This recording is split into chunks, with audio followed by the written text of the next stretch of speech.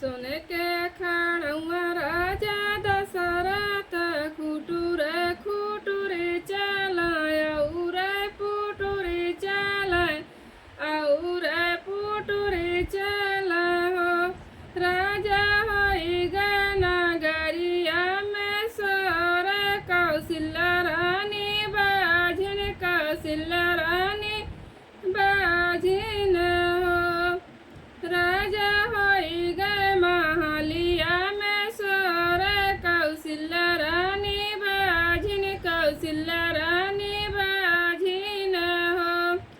राजा कैलिया तो दूसरा बियाह सुमित्रा हमारी बहिन सुमित्रा हमारी बहिन हो राजा कैलिया तो दूसरा बियाह सुमित्रा हमारी बहिन सुमित्रा हमारी बहिन हो दूसरा बियाह राजा की वनहू के केहू नहीं वनहू के केहू नहीं हो दूसरा बियाह राजा की वनहू के केहू नहीं वनहू के केहू नहीं हो राजा होई गए नगरिया में सोर दोनों रानी बाझिन दोनों रानी बाझिन हो राजा होई गए महलिया में सोर दोनों रानी बाझिन दोनों रानी बाझिन हो सोने के खड़ुआ राजा दशरथ खुटरे खुटुरी चलाय उरे पुटुरी चलाय हो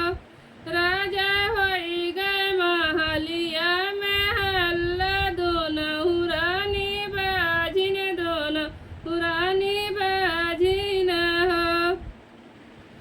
राजा कैलिया त्यो तीसरा बियाह कई मुअरी बहिन कई मुअरी बहिन हो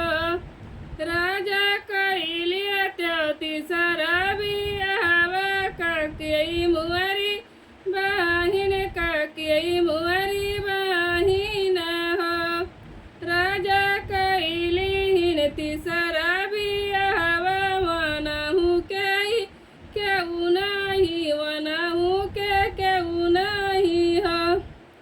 राजा कैलिन तीसरा बियाह वनहू के केहू नहीं वनहू के केहू नहीं हो राजा होई गए नगरिया में सोर तीनहु रानी बाझिन तीनहु रानी बाझिन हो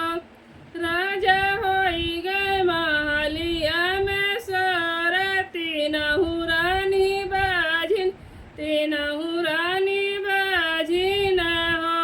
यतना बचनिया सुन राजा जंगलवा के ओरी गए जंगलवा के ओरी गए हो यतना बचनिया सुन राजा जंगलवा की ओरी गए जंगलवा की ओरी गए हो बहिनी जाई पहुँचे ऋषि मुनि कुटिया तो ऋषि से अरजी कर ऋषि से अरजी कर हो गुरु का मन बताओ उपदेशव तीनहु रानी बाझिन तीनहु रानी बाझिन हो गुरु का मन बताओ उपदेशव तीनहु रानी बाझिन तीनहु रानी बाझिन हो एक फल देहले कौशल्या रानी दूसरा सुमित्रा रानी दूसरा सुमित्रा रानी हो बहिनी तीसरा किए बहिनी तीसरा तो कटी कूट दिहले तीनहु रानी गर्भे तीनहु रानी गर्भे में हो बहिनी तीसरा तो कटी कूट देहले तीनहु रानी गर्भे तीनहु रानी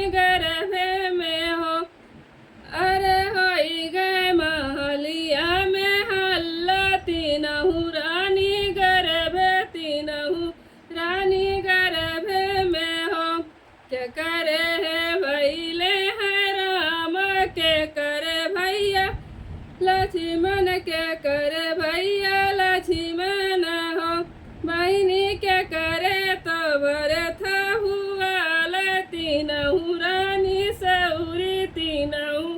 रानी सौरी में हो अरे के करे तो भरत हुआ तीनहु रानी सौरी तीनहु रानी सौरी में हो कौशल्या के भैले हैं राम सुमित्रा भैया लक्ष्मण सुमित्रा भैया लक्ष्मण हो बहन का कियाई के भरत हुआ तीनहु रानी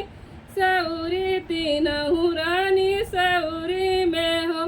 बहन का कियाई के भरत हुआ तीनहु रानी सौरी तीनहु